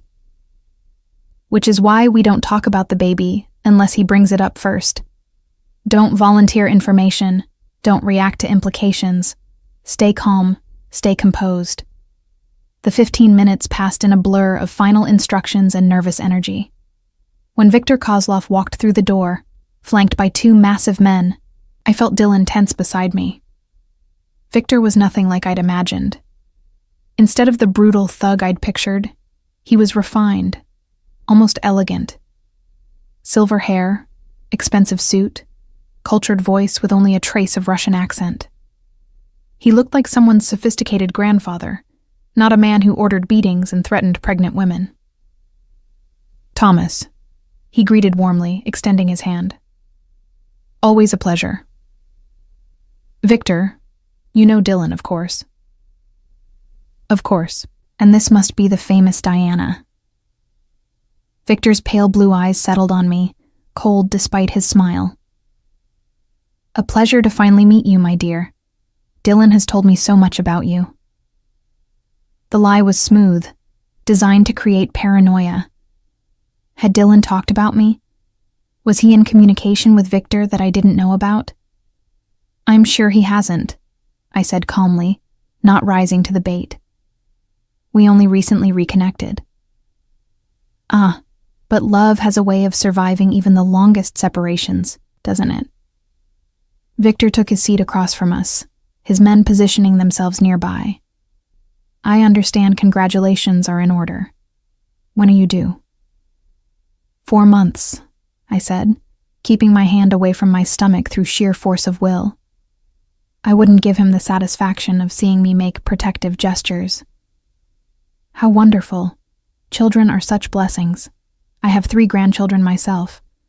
The joy they bring is immeasurable. His smile didn't reach his eyes. Of course, they also make us vulnerable. We would do anything to protect them, wouldn't we? I imagine most parents would, I replied evenly, though my heart hammered against my ribs. Dylan's hand found mine under the table, his grip tight. Thomas cleared his throat, redirecting the conversation to business matters, territory disputes, and revenue sharing. I listened while half my attention stayed on Viktor, watching the way he gestured, the moments when his mask slipped to reveal something harder underneath. He was performing, I realized. The grandfather routine, the cultured sophistication. It was all carefully constructed to make people underestimate the predator beneath. I'd seen the same thing in customers at the diner, wealthy men who treated servers like furniture, but expected deference and gratitude. Diana, Viktor said during a lull in the business discussion. What do you do for work? I'm a waitress at a diner in Queens. How humble. Quite a change from the life Dylan could provide you. His eyes flickered between us.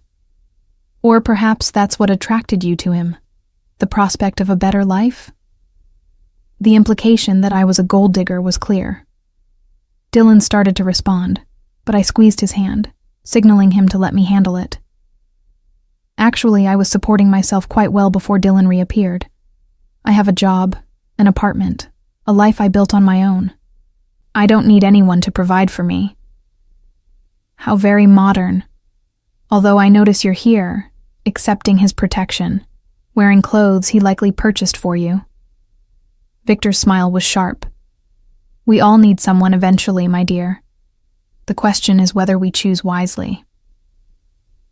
I've learned to be cautious about who I trust, I said, meeting his gaze steadily. Recent events have only reinforced that lesson. For the first time, something like genuine interest flickered in Viktor's eyes.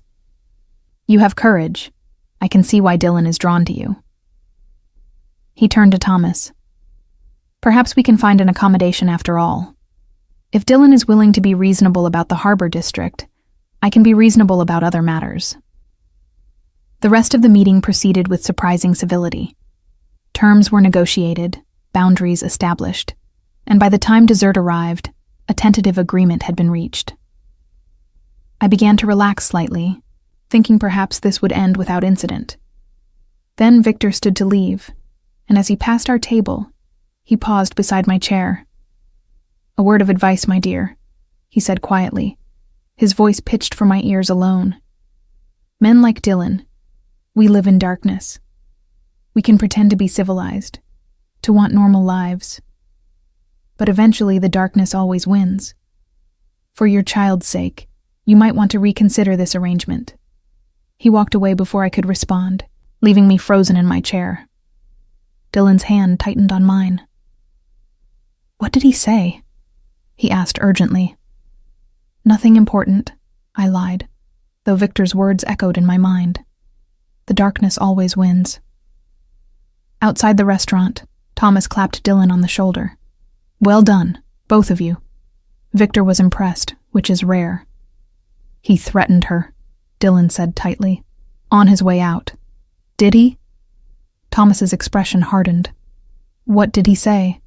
I repeated Victor's words, watching both men's faces darken. "It wasn't a direct threat," I added, more like a warning. "Everything with Victor is a threat, just dressed in polite language." Thomas sighed. "But the deal is done. As long as both sides honor the agreement, Diana should be safe." "Should be." The qualifier hung in the air between us. Sarah appeared at my elbow. "Ms. Reeves, I'll escort you and Dylan to his car, standard precaution." We walked through the Manhattan evening, the city alive with its usual chaos. I was exhausted.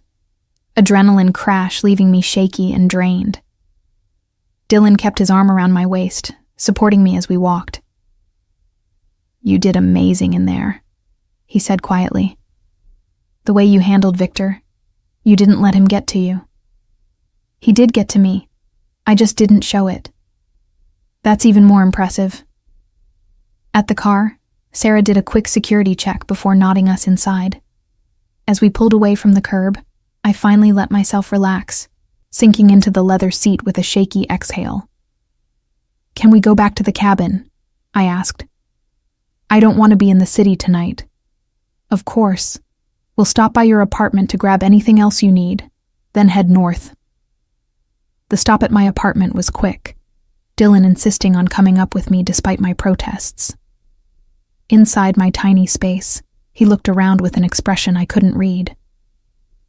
"This is where you've been living," he said quietly, taking in the second-hand furniture and peeling paint. "While I had the cabin and the safe houses and more money than I knew what to do with. I've managed fine."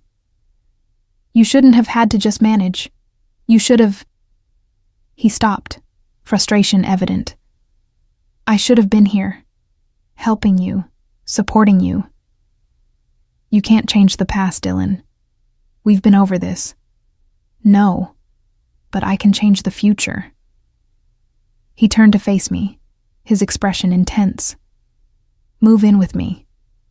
Not here, not at the cabin, but somewhere in between. A place where you and the baby will be safe and comfortable. Let me provide for you both properly." The offer was tempting, so tempting it scared me. "That's a lot to ask." "I'm not asking for anything in return except the chance to be part of our child's life. And yours, if you'll let me." I looked into his eyes, seeing hope and fear and desperate sincerity. 7 years ago, I would have said yes without hesitation.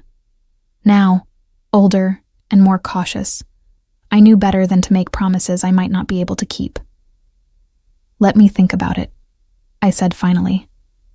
"After everything settles, after we know Victor will honor the agreement, then I'll give you an answer."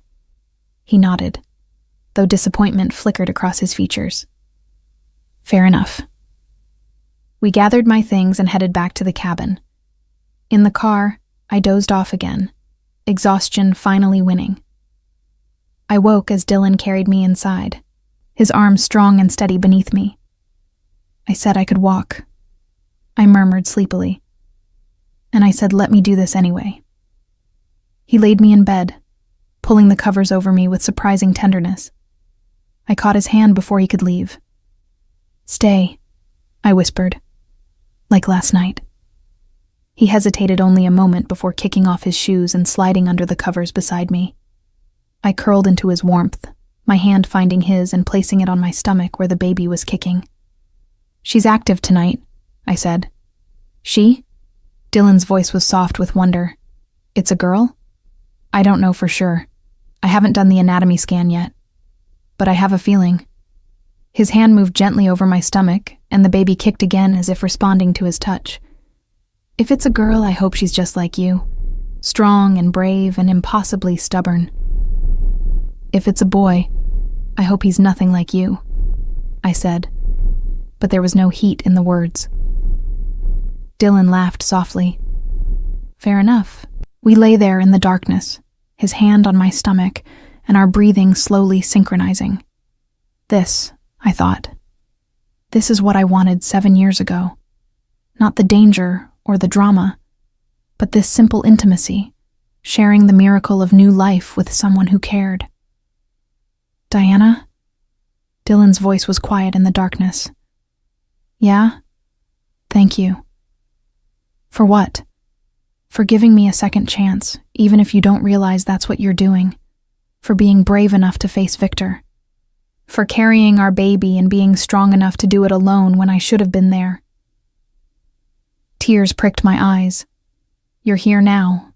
That's what matters." His arms tightened around me, and I felt him press a kiss to my hair. "I'll prove I deserve to be. I promise you that."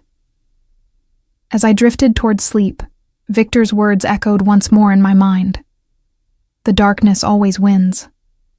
But lying here in Dylan's arms, feeling our baby move beneath his hand, I let myself hope that maybe, just maybe, he was wrong.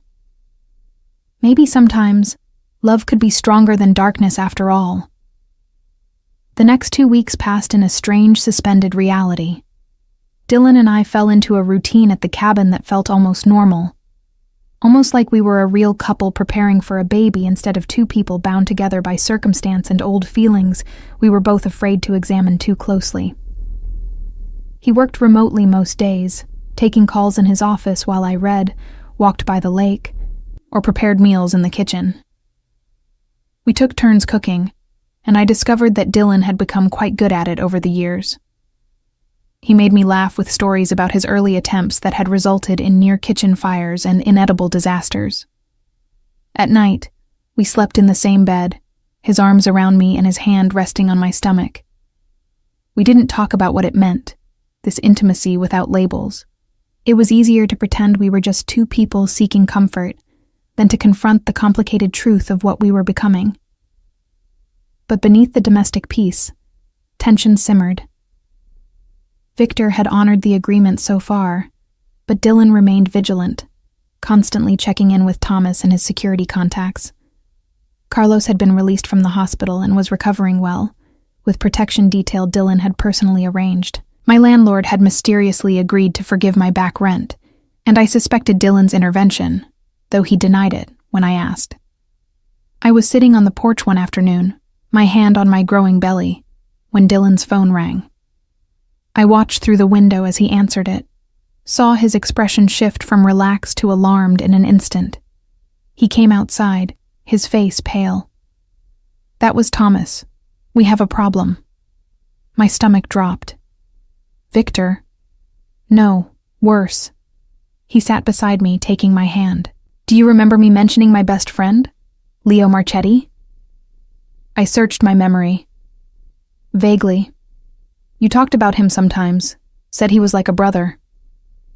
"He works for Victor, has for the past 3 years. Dylan's voice was tight.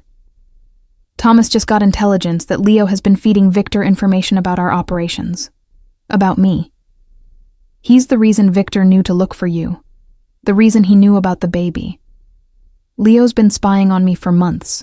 The betrayal in Dylan's voice was palpable. "I'm so sorry. There's more. Thomas wants to handle Leo permanently. He sees him as a threat that needs to be eliminated." Dylan's hands clenched into fists. "But Leo and I, we grew up together. We were friends before any of this, before the organizations and the violence. I can't just let Thomas kill him." What are you going to do? I'm going to meet with Leo first. Try to understand why he betrayed me. See if there's a way to resolve this without bloodshed. He looked at me, conflict written across his features. But I need you to stay here with Sarah. I can't risk bringing you anywhere near this. When are you leaving? Tonight. The meeting is tomorrow morning. He pulled me close, his arms tight around me. I'll be back as soon as I can, I promise. I wanted to argue, to insist on coming with him, but I could see the determination in his eyes. This was something he needed to do alone. That evening, I watched him pack a bag, my anxiety mounting with each item he added. When he reached for the gun I'd seen that first night, I couldn't stay silent. Do you really need that? He paused, his hand on the weapon. I hope not, but I've learned the hard way that hope isn't a survival strategy. Sarah arrived an hour later, a compact woman with intelligent eyes who immediately began a security sweep of the property. Dylan introduced us properly this time, though we'd met briefly at the restaurant. I'll keep her safe, Sarah promised Dylan. You have my word. He nodded, though tension radiated from every line of his body. At the door, he turned back to me, cupping my face in his hands. I love you, he said, the words urgent and raw. I know I don't have the right to say it, but I need you to know. Whatever happens tomorrow, I love you and our baby more than anything. Before I could respond, his mouth found mine in a kiss that was both desperate and tender. When he pulled away, his eyes were bright with unshed tears. Come back to me, I whispered. We need to talk about a lot of things, but I need you to come back first. I will. I promise. Then he was gone, and I was left alone with Sarah and mounting dread. The next morning crawled by with agonizing slowness. Sarah tried to distract me with conversation, but I couldn't focus on anything except Dylan. Where was he? Had he met with Leo? Was he safe? My phone rang just after noon. Dylan's name on the screen made relief flood through me. Are you okay? I answered immediately. I'm fine. Listen, the meeting with Leo, it's happening now. But Diana, there's something you need to know first. His voice was strained. Leo claims he had a good reason for spying on me. He says there's something I don't know. Something about why I left you 7 years ago. What do you mean? He says Victor didn't just threaten you back then. He says there was more to it, something I was never told. Dylan paused. Diana, I think someone's been lying to me for 7 years, and I think I know who. Before I could ask what he meant, I heard shouting in the background, followed by a gunshot that made my blood run cold. Dylan, I screamed into the phone. The line went dead. I stared at the phone, my heart hammering so hard, I thought it might burst from my chest. Sarah was immediately at my side, her hand on my shoulder. What happened? I don't know. There was a gunshot, and then the line cut out. I was shaking, my hands trembling so badly I nearly dropped the phone. We need to go there. We need to help him. Ms. Reeves, I can't take you into a potentially active shooting situation. It's too dangerous. I don't care. He could be hurt. He could be dying. My voice broke on a sob. Sarah's expression softened. Let me make some calls. I have contacts who can check on the situation, but you need to stay here where it's safe. I wanted to argue, to fight, but a sharp pain in my abdomen stopped me cold. I gasped, my hand going to my stomach. Diana, what's wrong? I don't know. It hurts. Another pain, stronger this time, made me double over. Something's wrong with the baby. Sarah's training kicked in immediately. She helped me to the couch, her phone already dialing. I need an ambulance at the Morrison property. Pregnant woman, approximately 6 months along, experiencing abdominal pain. The ambulance arrived within 20 minutes, though it felt like hours. As the paramedics loaded me into the vehicle, all I could think about was Dylan. Was he alive? Was he hurt? Would he even know I'd been rushed to the hospital? At the emergency room, doctors examined me while I tried to explain about the stress, the phone call, the gunshot. They hooked me up to monitors that showed the baby's heartbeat, strong and steady despite my panic. "The baby's fine," the doctor assured me. "You're experiencing Braxton Hicks contractions, likely brought on by stress. But we want to keep you overnight for observation." I nodded numbly, relief about the baby mixing with terror about Dylan. Sarah stayed with me, fielding calls and trying to get information about what had happened at the meeting. It was nearly midnight when Dylan finally appeared in my hospital room doorway. He was disheveled, his shirt torn and a bandage on his left arm, but he was alive. Whole. I burst into tears at the sight of him. "Diana, God, Diana!" He crossed the room in 3 strides, pulling me into his arms. "I'm so sorry. My phone was destroyed in the fight and I couldn't call. I came as soon as I heard you were here. The baby is fine. We're both fine." I pulled back to look at him, my hands framing his face. What happened? I heard a gunshot, and then nothing. Dylan's expression darkened. Leo tried to shoot me, but not because he wanted to kill me, because he was trying to save me. I don't understand. It was Thomas. The words came out bitter and angry. 7 years ago, when Victor showed me those photos of you and told me to eliminate my distractions, I went to Thomas for help. He's the one who told me the only way to keep you safe was to disappear, to make it look like I'd abandoned you. He convinced me it was the only option. But it wasn't? No.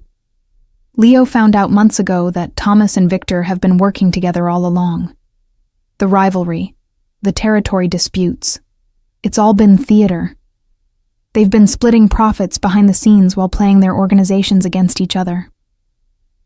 Dylan's hands were gentle on my face despite the fury in his voice. Thomas wanted me isolated, focused only on work. He knew if I had you, I might start questioning things, might want out. So he engineered the whole thing. Horror washed through me. 7 years. We lost 7 years because of his manipulation. I know. And I'm going to make him pay for it. Dylan's voice was cold, hard.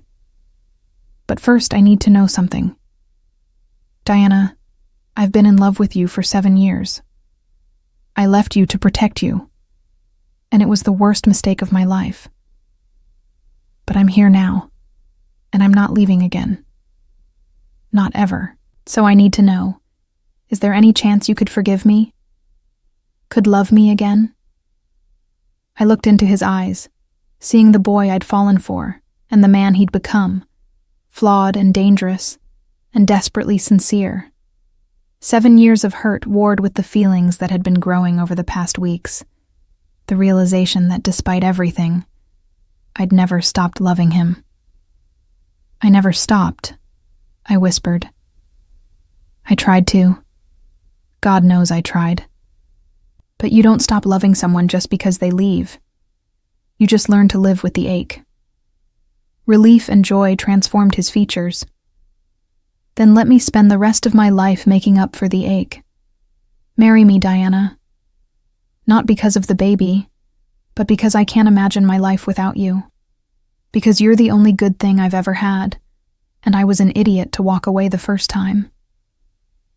You're proposing to me in a hospital room? I'm proposing to you anywhere you'll listen. I know it's crazy. I know we have 1,000 things to figure out. But I love you, and I want to build a life with you. A real life. Away from Thomas and Victor and all of this. He pressed a kiss to my forehead. I'm leaving the organization. Leo and I, we have enough evidence to bring down both Thomas and Victor, to walk away clean. We can start over somewhere new, raise our baby in safety. What about the danger? The revenge? Thomas won't be in a position to take revenge. The evidence we have will put him away for the rest of his life. And Victor, once he realizes Thomas played him too, he'll be too busy dealing with his own problems to worry about us.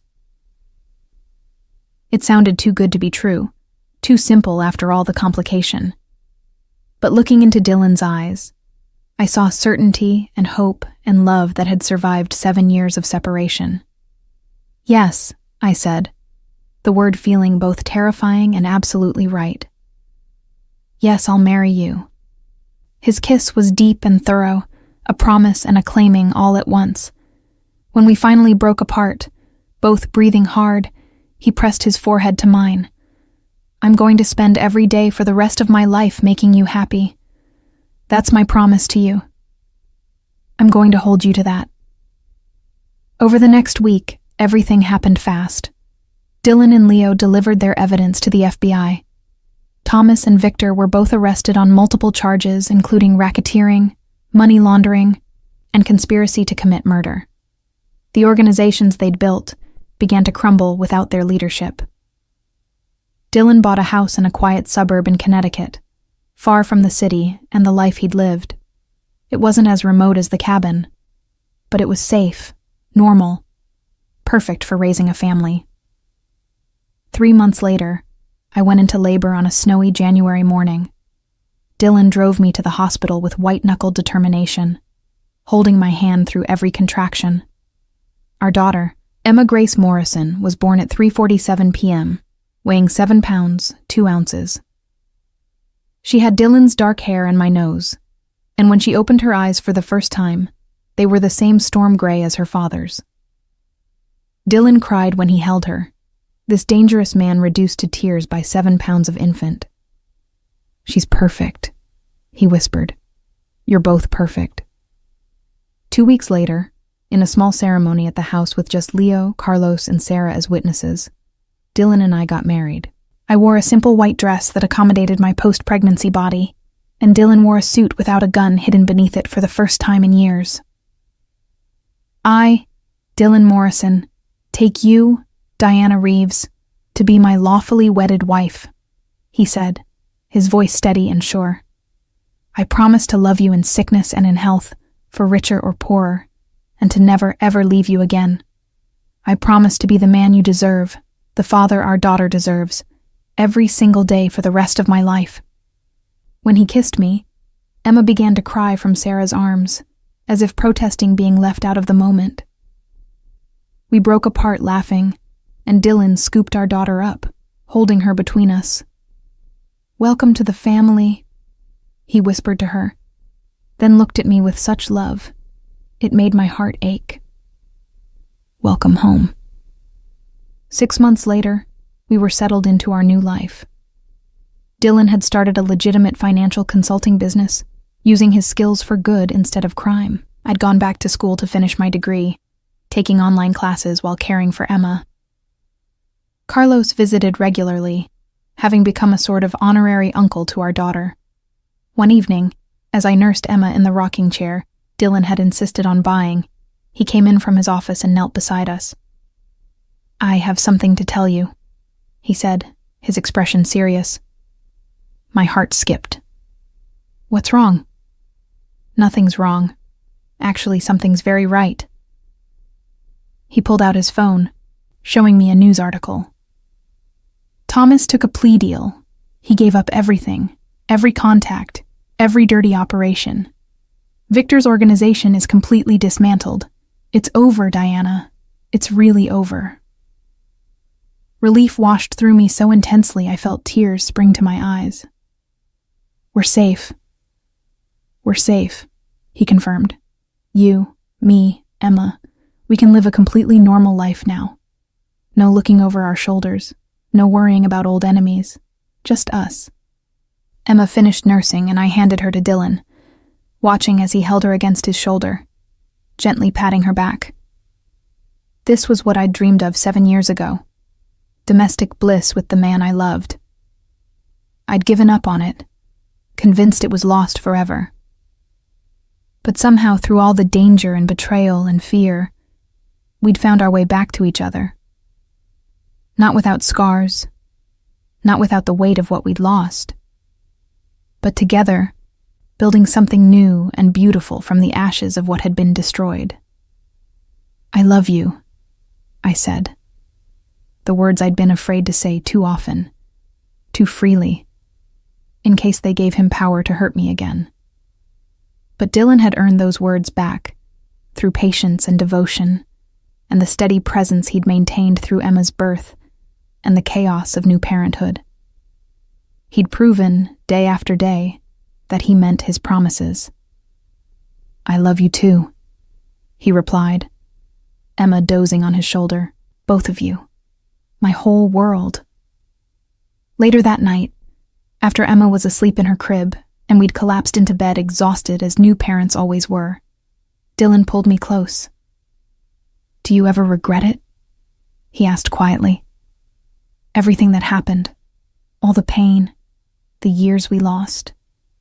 I thought about it, really considered the question. I regret the time we lost. I regret that we had to go through so much to get here.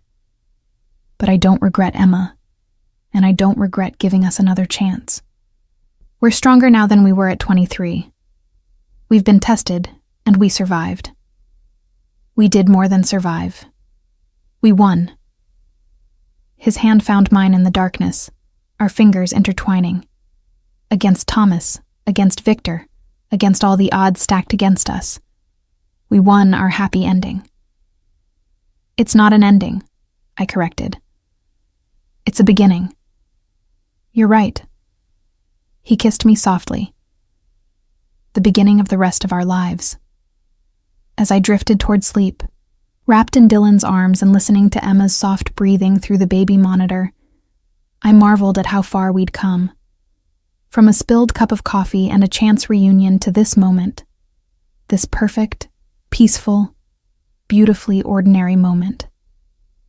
7 years ago, I'd loved a boy who'd broken my heart. Now I loved a man who'd fought through darkness to find his way back to me, who'd chosen us over everything else, who showed me every day that love could survive even the worst betrayal if both people were willing to fight for it. And fight for it we had. Through danger and fear and impossible odds, we'd fought our way back to each other. Now finally, we had our reward. A life built not on lies and danger, but on truth and trust, and the kind of love that only grows stronger through adversity. It wasn't the fairy tale I'd imagined at 23. It was better, because it was real, earned through tears and struggle and the refusal to give up on each other even when giving up would have been easier. "Dylan?" I whispered in the darkness. Thank you." "For what?" "For coming back. For fighting for us. For loving me enough to become a better man." His arms tightened around me. "Thank you for giving me the chance. For being brave enough to risk your heart again. For Emma. For this life. For everything." We fell asleep like that, tangled together, our daughter sleeping peacefully in the next room, and our future stretching out before us bright and promising and finally safe. The darkness hadn't won after all. Love had, and that made all the difference.